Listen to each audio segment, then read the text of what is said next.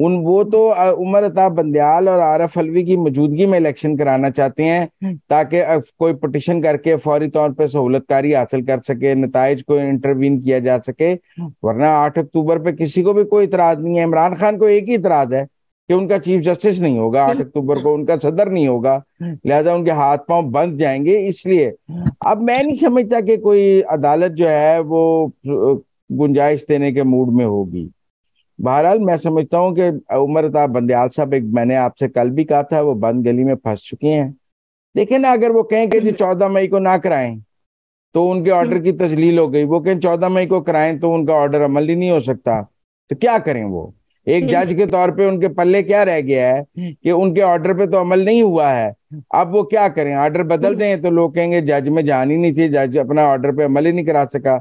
अमल कराने की तरफ जाएगा तो मजीद महाजराई बढ़ जाएगी और जो चीजें हैं वो मजीद डेडलॉक की तरफ चली जाएंगी। लिहाजा उमर साहब बंदयाल साहब के पास अब ना कोई हमला करने की गुंजाइश है, ना सरेंडर करने की गुंजाइश है।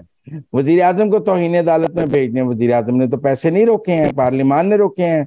पार्लियामान को कहेंगे कि आप, मैं सारी पार्लियामान को तौहीन अदालत लगाता हूँ, और जिन लोगों ने शहबाज शरीफ को एतमाद का वोट दिया है या जिन्होंने पैसे ना देने पे वोट डाला है, सारों को नाअहल कर दूंगा। तो क्या ऑप्शन है उमर अताब बंदयाल के पास? वो डायरेक्ट स्टेट बैंक को कहेंगे और पैसे जमा करा दो, उसकी आइन में क्या गुंजाइश है? लिहाजा आज उमर अताब बंदयाल साहब एक बहुत बंद गली में फंसे हुए हैं, जहां से निकलने का उन्होंने पहले रास्ता ढूंढा था कि डायरेक्ट स्टेट बैंक के गवर्नर और सेक्रेटरी फाइनेंस को ऑर्डर किया, हुकूमत को बीच में से निकाल दिया। उन्होंने न वजीर खजाना न वजीर आजम किसी को ऑर्डर नहीं किया और कहा कि स्टेट बैंक जो है वजारत खजाना को दे और वजारत खजाना जो है इलेक्शन कमीशन को दे दे। लेकिन पैसे तो पार्लियामान की मर्जी के बगैर नहीं खर्च हो सकते, स्टेट बैंक बराह रास्त कैसे दे सकता है? लिहाजा अब वो कानूनी और आईनी तौर पे फंस गए हैं। अपने ऑर्डर पे अमल कराने के लिए जितना आगे जाएंगे उतना बंद गली में आगे जाएंगे। क्या वजीर आजम को घर भेज देंगे? उसने तो पैसे रोके नहीं है। लिहाजा मैं समझता हूँ कि ये केस की कल उन्होंने जो समाअत मुकर्रर की है, उनके लिए बहुत मुश्किल दिन होगा। वो तहरीक इंसाफ की उम्मीदों पर पूरा उतरेंगे तो कानून और आइन की उम्मीदों पर पूरा नहीं उतर सकते, और अगर कानून और आइन की उम्मीदों पर पूरा उतरेंगे तो तहरीक इंसाफ की उम्मीदों पर पूरा नहीं उतर सकते। अच्छा मुजम्मिल साहब, आज एक और बहुत अहम पेशरफ्त हुई है। पार्लियामेंट ने जो है वो जस्टिस मुसाहिर अली नकवी का जो केस है वो पब्लिक अकाउंट्स कमेटी में भिजवा दिया है। फिर उसके बाद पीएसी ने जो है सुप्रीम कोर्ट रजिस्ट्रार को भी तलब कर दिया है। तो क्या देख रहे हैं, ये आगे क्या मामला ये बनेगा? देखिए, ये पार्लियामान और अदलिया की लड़ाई है। सुप्रीम कोर्ट ने भी तो पार्लियामान की कार्रवाई मांग ली है। सुप्रीम कोर्ट भी तो पार्लियामान के बनाए हुए कवानीन को जो है वो इन क्वेश्चन करके स्टे दे रहा है, तो फिर पार्लियामान जुडिशरी को इन क्वेश्चन कर रही है। अगर पार्लियामान की जो ताकतें हैं उनको सुप्रीम कोर्ट नहीं मानेगा, तो जो सुप्रीम कोर्ट की ताकतें हैं उनको पार्लियामान नहीं मानेगी। ये तो दोनों ने इकट्ठे चलने हैं, और अगर दोनों लड़ेंगे तो मुल्क में कोई निजाम तो नहीं चल सकेगा। पब्लिक अकाउंट्स कमेटी जो है उसके पास हर किस्म की तहकीकात का इख्तियार है, करप्शन की तहकीकात का भी इख्तियार है। लेकिन अगर उमर अताब बंदयाल साहब सुप्रीम जुडिशल काउंसिल का इजलास ही नहीं बुलाएंगे और कहेंगे कि चलें, अगर मुजाहिर अली नकवी के खिलाफ कोई रेफरेंस है तो मैं उस पर इजलास ही नहीं बुलाता, और रेफरेंस जो है वो खूह खाते चला जाएगा, तो पब्लिक अकाउंट्स कमेटी की जो तहकीकात हैं वो पार्लियामान की मंजूरी से हो रही हैं, फिर उसका क्या करेंगे? वो ओपन ट्रायल में चली जाएंगी, उसका मुकदमा या रेफरेंस दोबारा फाइल हो जाएगा। लिहाजा मैं समझता हूँ कि मुजाहिर अली नकवी साहब ने अपने रेफरेंस को दबाकर अपने लिए मजीद मुश्किलात पैदा की हैं। उनके बेटों के लिए मुश्किलात पैदा होंगी जो वकालत करते हैं उनके असासों पर।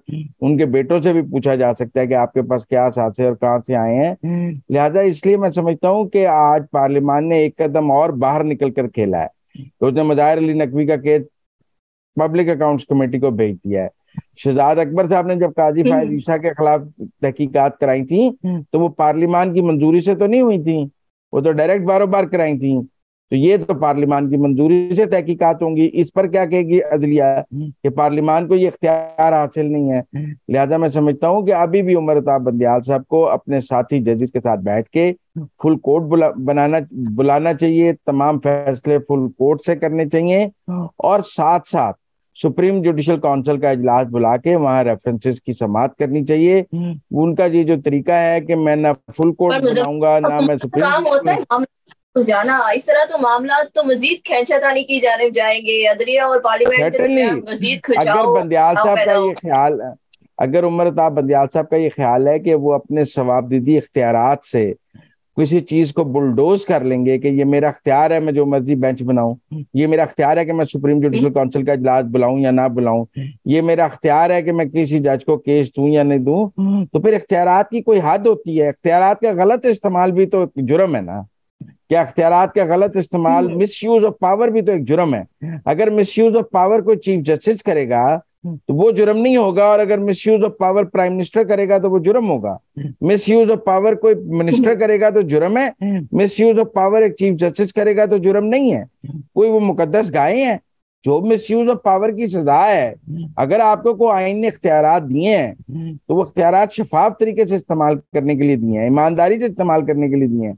वो इख्तियार आप अपने पॉलिटिकल नैरेटिव और सियासी एजेंडे को आगे बढ़ाने के लिए यकतरफा तौर पर नहीं इस्तेमाल कर सकते।